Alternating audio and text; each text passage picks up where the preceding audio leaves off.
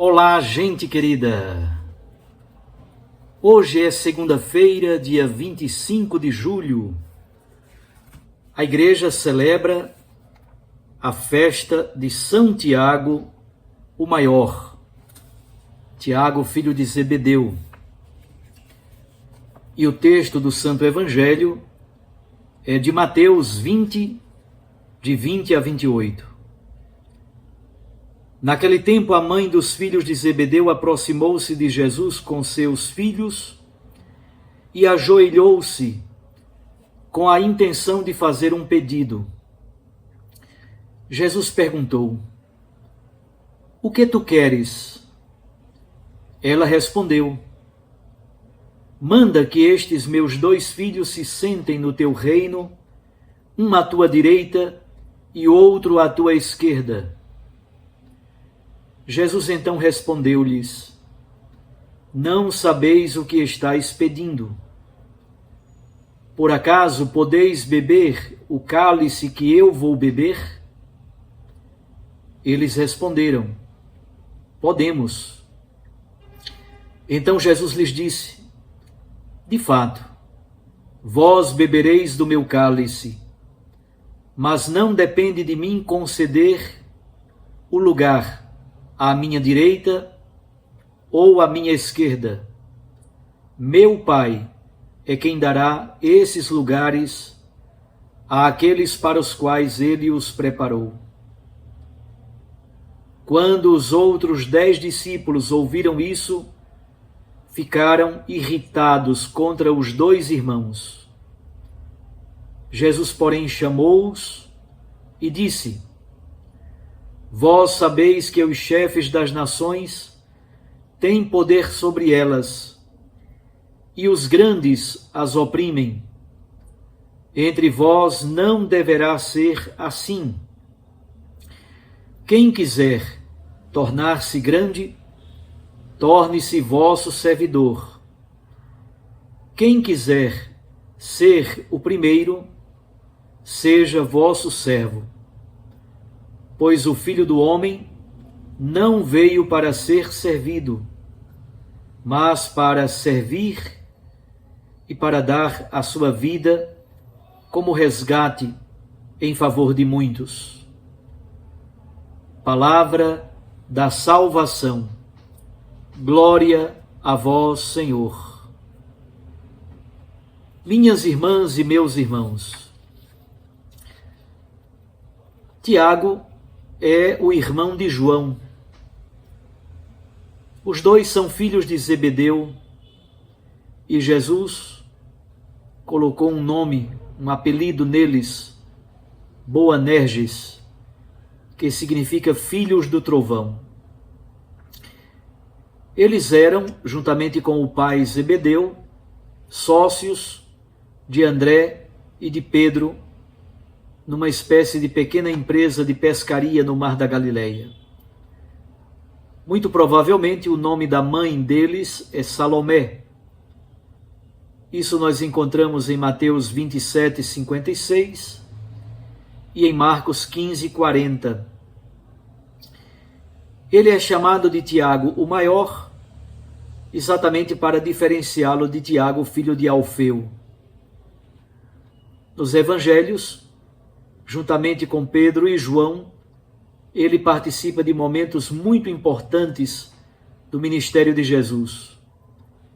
Participou da cura da sogra de Pedro, da transfiguração, da ressurreição da filha de Jairo, do momento do discurso escatológico e também da agonia do Getsêmani. Nos evangelhos aparecem algumas fragilidades de Tiago.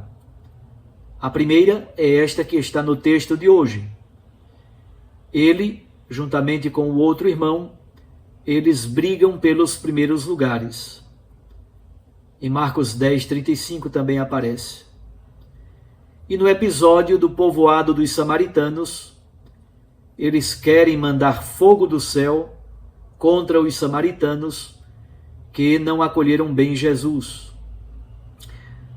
Contudo, ele foi o primeiro a sofrer o martírio.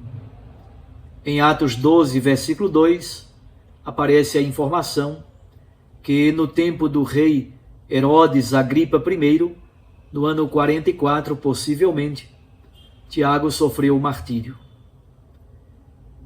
E o texto do Evangelho de hoje, segundo a versão de Mateus? Jesus faz o terceiro anúncio da paixão, nos versículos 17 a 19. É interessante que Jesus anuncia que vai subir a Jerusalém, que vai morrer na cruz, que vai doar a vida pelo mundo, que vai sofrer, padecer, a oblação da sua existência pela vida do mundo. É isso que Jesus anuncia. De repente aparece a mãe dos filhos de Zebedeu com os dois a tiracolo e faz esse pedido tão estranho. Dizem os estudiosos do Evangelho de Mateus que, na verdade, se trata de um profundo constrangimento. Mateus não quis dizer diretamente que foram os dois que fizeram o pedido, como aparece em Marcos, por isso coloca a mãe pelo meio. Muito provavelmente aqui está o famoso critério do constrangimento. Nós esperávamos que os outros 10 tivessem uma atitude mais nobre, mas não, muito pelo contrário.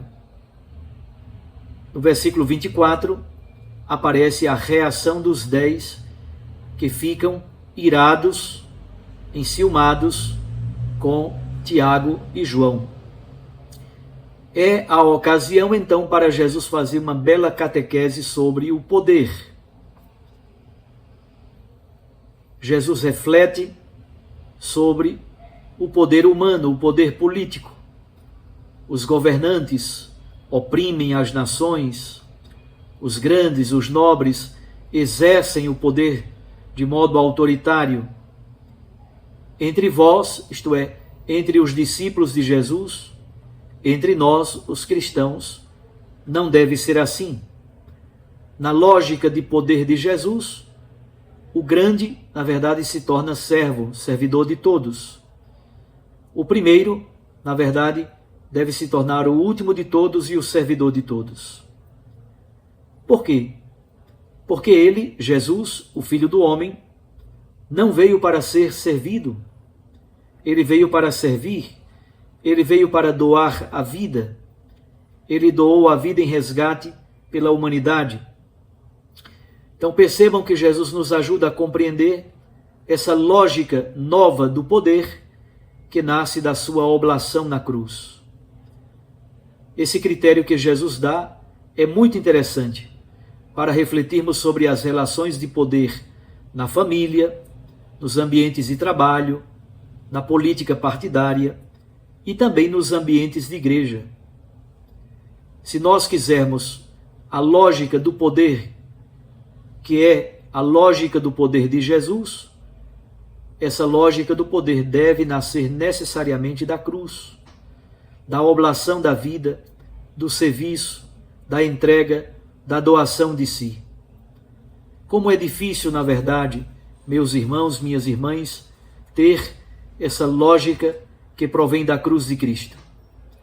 Entre nós, mesmo nos ambientes de igreja, nas nossas comunidades eclesiais, no seio do clero, possivelmente até do episcopado, infelizmente há uma lógica de poder que precisa ser purificada por Cristo, porque ainda não é a lógica do poder serviço que nasce da oblação e da entrega na cruz. Nessa festa de São Tiago, o primeiro dos apóstolos a doar a vida por Cristo, a derramar o seu sangue pelo Evangelho, peçamos a Deus a graça de também nós sermos discípulos atentos e fiéis, servidores do Senhor, compreendendo que o poder é o poder de amar, de servir, de doar a vida e de entregar a nossa existência pela vida do mundo. Um grande abraço a você.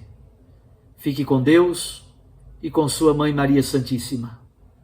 Eu os abençoo, em nome do Pai, e do Filho, e do Espírito Santo. Amém. Recorde que a palavra aquece o coração e a Eucaristia nos lança para a missão. Até amanhã, se Deus nos permitir.